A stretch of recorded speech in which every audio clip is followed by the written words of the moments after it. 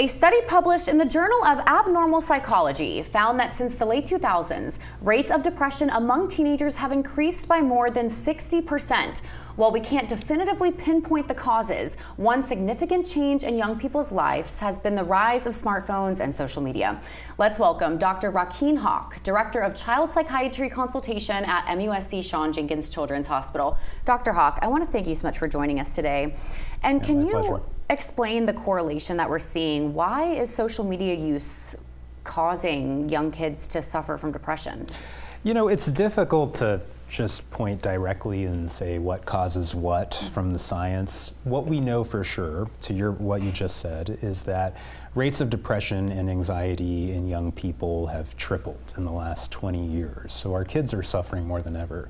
Similarly, rates of suicide for young people ages 10 to 24 have increased substantially, putting it now at the second leading cause of death for people in that age group. It's a really, really large-scale society change that we're seeing with mental health. And so typically those kinds of large changes are complex.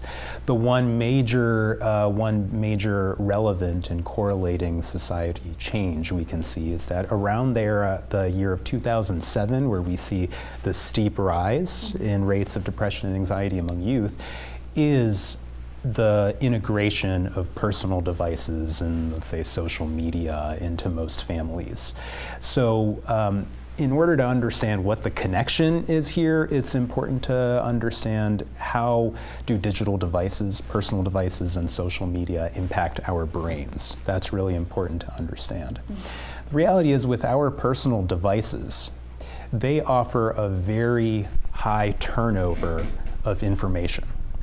Or a way you can think about it is a new and interesting thing for our brain to excite our brain. We're rapidly scrolling, we're swiping, videos are shorter than ever. We went from full-length YouTube videos to now really tiny TikTok videos that we're scrolling through. That really high rate of interesting thing or excitement for the brain cannot be naturally replicated in the rest of our world.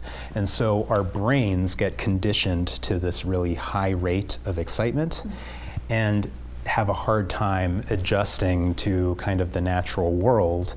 And so what we see in people that spend excessive amounts of time on their devices, they have a harder time focusing and sustaining focus for a longer time, and we're also seeing some associated mood and emotional problems. This holds true for adults as well, but it's especially impactful for younger people. The reason being is that our brains do not complete their development until we're almost 30 years old. I think that's something really important for the public to appreciate. That really, by the science, we're kids until we're almost 30. And this last part of the brain that's developing, the slowest developing part of the brain, is this frontal area. And that's your executive judgment center. That's the center of the brain that weighs pros and cons and sorts through different emotions and comes to a calculated conclusion. What do I do?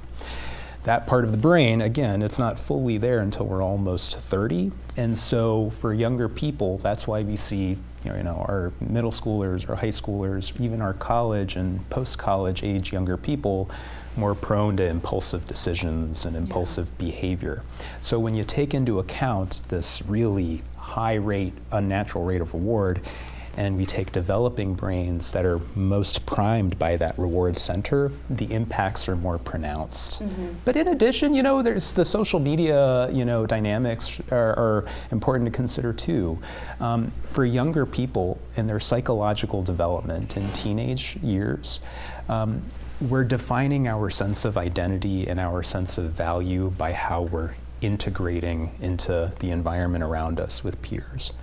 And let's say if I think about when I was a teenager, what my social environment looked like is, do I fit in with the jocks? Do I fit in with the skaters? Or whatever, social group you want to define.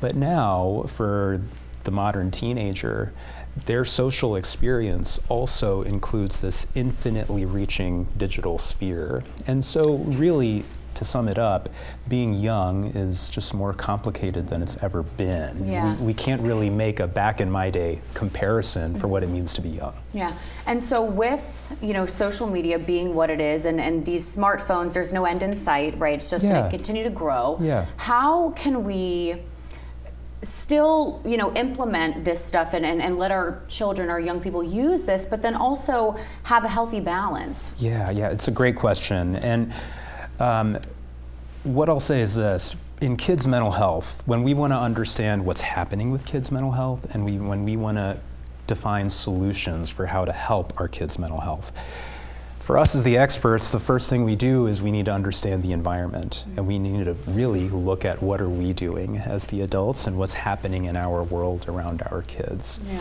And now, Dr. Hawk, there is so much more to talk about with this topic. I want to thank you so much for joining us, and hopefully we can come back because this is something that needs more attention, and we appreciate you sharing and shining a light on this. Okay, thank you. Thank you for having me. We're back in 2 minutes.